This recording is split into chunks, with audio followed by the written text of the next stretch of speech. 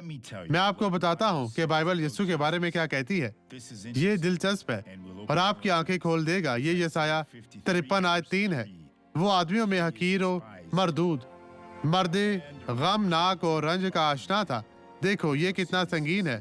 خدا کا بیٹا جس نے تمام چیزوں کو پیدا کیا، وہ ہمارے گناہ کو حاصل کر کے بنا۔ لوگ اس سے گویا روپوش تھے، اس کی تحقیر کی گئی اور ہم نے اس کی کچھ قدر نہ جانی۔ اسی لیے ہمیں انجیل کی منادی کرنی ہے تاکہ لوگ سیکھ سکیں جب تک کہ وہ یسوع سے محبت کرنے لگے۔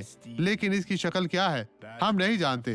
ہم وہاں پر بے شمار تصویریں نقاشی کرتے ہیں، لیکن یہ یسوع کی نمائندگی نہیں کرتی۔ یسوع آپ کے دل میں زندہ کلام ہے۔ یہ گواہی دیکھے اور میں آپ کے لیے دعا کرنے واپس آؤں گا۔ خداوند آپ کو برکت دے، نجات دے۔ یسوع ہمارے اندر ہے، ہمارے جسم میں۔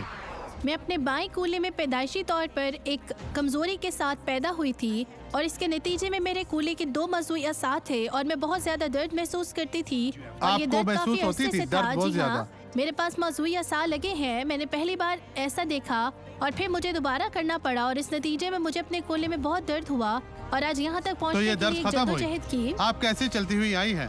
یہ غائب ہو گیا ہے۔ بہانہ بنائے، یہ کیسا تھا؟ جی میرے گھٹنے میں بھی شدید درد تھی، اگرچہ میں چلنے کے قابل نہیں تھی۔ یسوع کے نام میں آگے بڑھے بہن۔ خداوند تیرا شکر ہو، خداوند تیرا شکر ہو۔